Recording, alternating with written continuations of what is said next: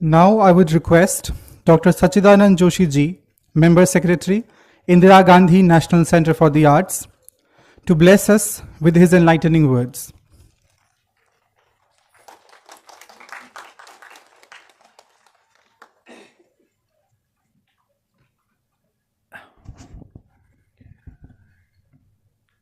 The chief guest of today's valedictory session, Srimati Lily Pandey ji, who is the Joint Secretary of Ministry of Culture, and she is also the in-charge Joint Secretary of the IGNCA.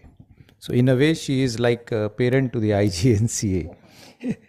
My colleague, friend, Professor Anil Kumar ji, Savita Jha ji, all distinguished artists and art lovers. We are at the final day of the Matruka exhibition, which was held here at the IGNCA for last 7-8 days. And you would also agree that it was not an exhibition, it was like a festival. जैसे हम कहते हैं माता की चौकी बैठाई है, उस तरह की फीलिंग हमको यहाँ आ रही थी कि एक माता की चौकी यहाँ बैठाई गई है और हम सब लोग यहाँ पर रोज़ भजन कीर्तन भी हो रहा है, गीत भी हो रहे हैं. तो एक अलग तरह का माहौल, एक अलग तरह का वातावरण यहाँ था. तो ये वातावरण निर्मित करने के लिए और इस वातावरण की पूरी आस्था के साथ देखभाल करने के लिए एक बार मैं सविता झा जी को और उनकी पूरी टीम को बहुत बहुत बधाई देता हूँ.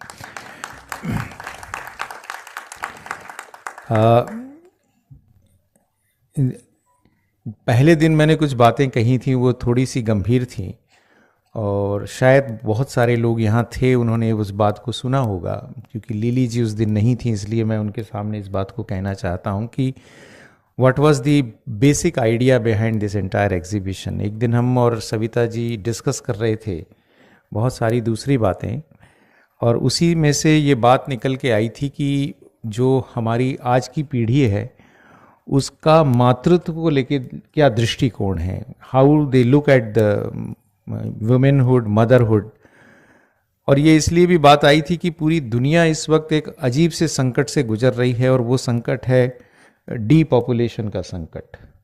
और ये जो डीपॉपुलेशन का संकट है, ये एक तरह का डेमोग्राफिक क्राइसिस पूरी दुनिया में निर्माण कर रहा है.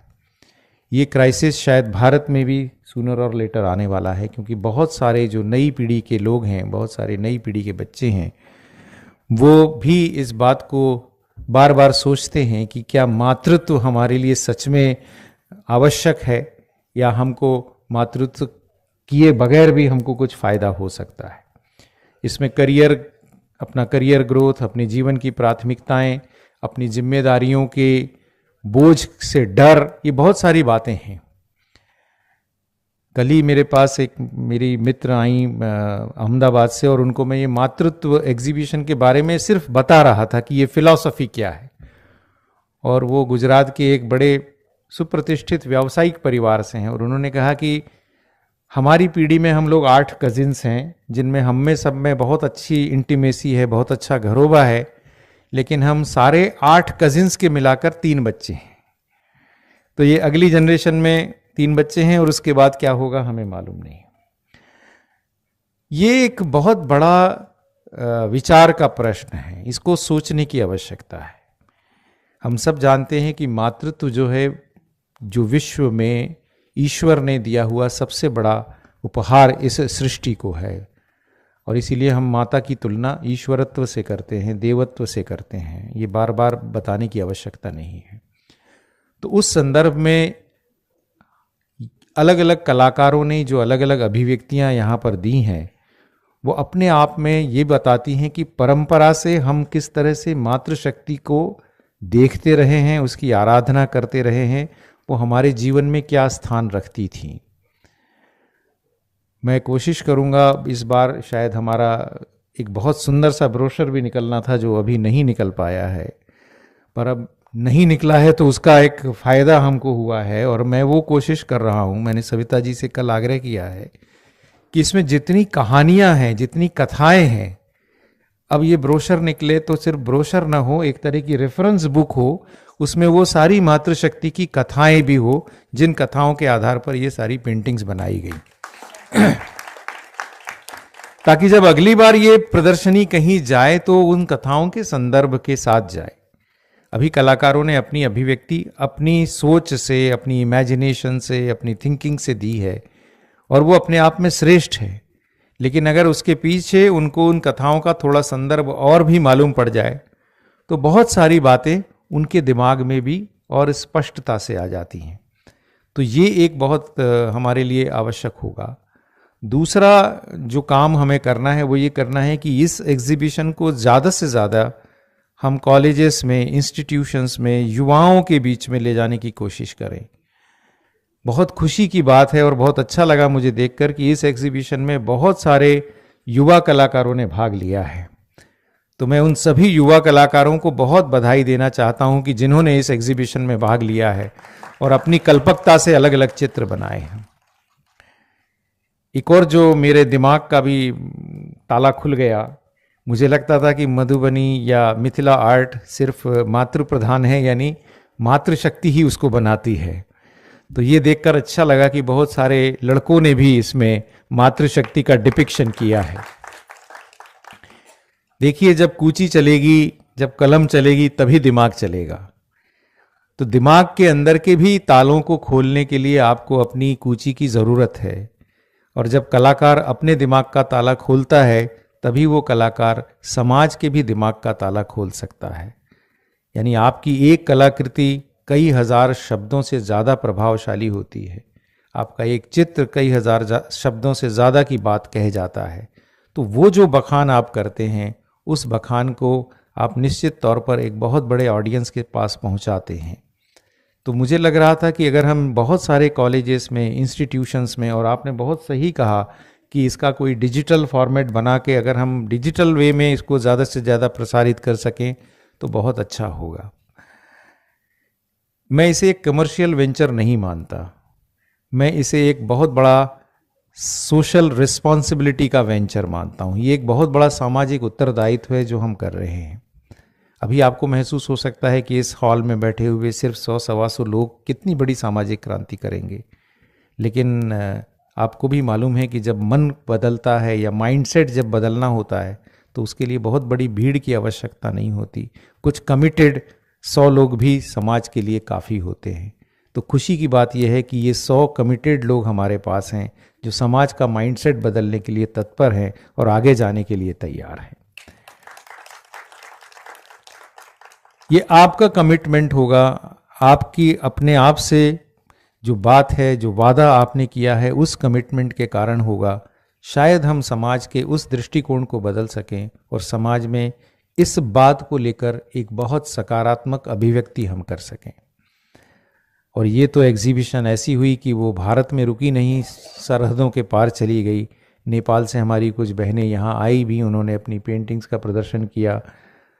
हॉलैंड से आई और कहाँ कहाँ से आई मुझे मालूम नहीं, शायद 8 या 10 देशों से पेंटिंग्स यहाँ पर आई हैं और वो बहुत सारी बाधाएं पार करके आई हैं।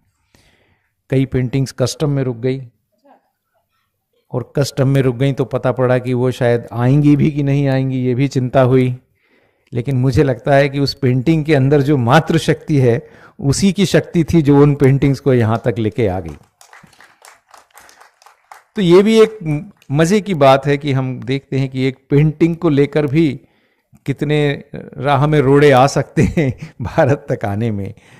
तो इन तमाम बाधाओं के बावजूद इस पूरे के पूरे आयोजन में बहुत सारी पेंटिंग्स यहाँ पर आईं। 80 से ज़्यादा हमने आर्ट वर्क्स प्रदर्शित किए। कुछ कलाकारों के आर्ट वर्क्स बाद में आए, हमने बाद में उनको जोड़ा है।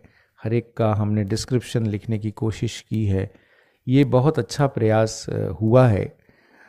इसको आगे ले जाने की ज़रूरत है। हम जितना इसको आगे ले जाएंगे, अभी हमने देखा कि लिली जी ने कितने सुंदर शब्दों में इस पूरी की पूरी प्रदर्शनी की फ़िलॉसफ़ी, माँ की फ़िलॉसफ़ी, भारत में मातृत्व का महत्व, कला का महत्व और विशेष रूप से मिथिला पेंटिंग्स का जो महत्व है उसको दिखाने की कोशिश की, उसको बताया अपने भाषण में। जो मिथिला पेंटिंग से जुड़े कलाकार हैं, मेरा उनसे एक और आग्रह भी है कि ऐसे ही एक्सप्रेशंस भारत की दूसरी विजुअल आर्ट फॉर्म्स में भी हैं। तो हम ये भी कोशिश करें कि हम दूसरी आर्ट फॉर्म्स में उन एक्सप्रेशंस को भी थोड़ा खोजने की कोशिश करें, और उसके अंदर कहीं पैरेललिटी मिलती है, समानांतरता मिलती है, तो वो दिखाने की कोशिश करें। क्योंकि आप जानते हैं कि सिर्फ माँ ही एक ऐसा शब्द है जिसकी ध्वनि सभी भाषाओं में, सभी देशों में एक जैसी है। और इसलिए माँ जो शब्द है वो एक शब्द है जो एकता के सूत्र में हमको वैसे ही बांधता है। तो अगर हम दूसरे आर्ट फॉर्म्स में भी इसको लेने की कोशिश करते हैं, दूसरे एक्सप्रेशंस में भी लेने की कोशिश करते हैं, तो वो भी हमको बहुत सारी बातें सिखा जाएंगे, बता जाएंगे। तो ये एक बहुत कामयाब तो प्रयास है ही, लेकिन दूरगामी प्रयास भी है, जिसके कई दूरगामी परिणाम हमको बाद में देखने को मिल सकते हैं।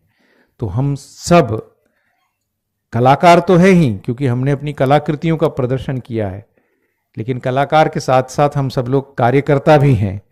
तो हम सब लोग इस मिशन से भी काम करें कि जब भी आप कोई पेंटिंग प्रमोट करें या प्रोपोगेट करें, तो सिर्फ अपनी ही पेंटिंग प्रमोट या प्रोपोगेट ना करें, इस कॉज को भी प्रमोट करें, इस कॉज को भी प्रोपोगेट करें,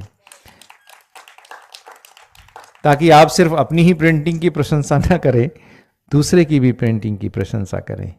जब हम ऐसा करेंगे तभी एक बहुत बड़े समाज को हम अपना संदेश दे पाएंगे। मैं बहुत खुशकिस्मत हूँ मेरे सहयोगी अनिल कुमार जी के साथ कि ये मौका आपने IGNCA को दिया कि ये प्रदर्शनी आपने IGNCA में लगाई। आगे भी जब कभी कहीं भी इस प्रदर्शनी को लगाने का मौका आएगा तो IGNCA आपके साथ ज़रूर होगा। हमारा एक रीजनल सेंटर है रांची में, झारखंड में, वहाँ तो हम ज़रूर ही इस पेंटिंग एग्जीबिशन को बहुत जल्दी ही लगाएंगे। कोशिश करेंगे कि अगले 2-3 महीने में ये पेंटिंग एग्जीबिशन वहाँ चली जाए। लिली जी बहुत व्यस्त रहती हैं इन दिनों, बहुत बड़े बड़े काम भी उनके जिम्मे हैं, उसके बावजूद उन्होंने यहाँ आने के लिए सहमति दी और वो आई। मैं अपनी तरफ से उनका बहुत शुक्रगुजार हूँ, और सविता जी का इसलिए शुक्रगुजार हूँ कि उन्होंने पीछे पढ़कर उनको यहाँ पर आने के लिए बाध्य कर दिया, क्योंकि हम पीछे पड़ते हैं तो वो नहीं आती हैं। आप सभी को एक बार फिर से बहुत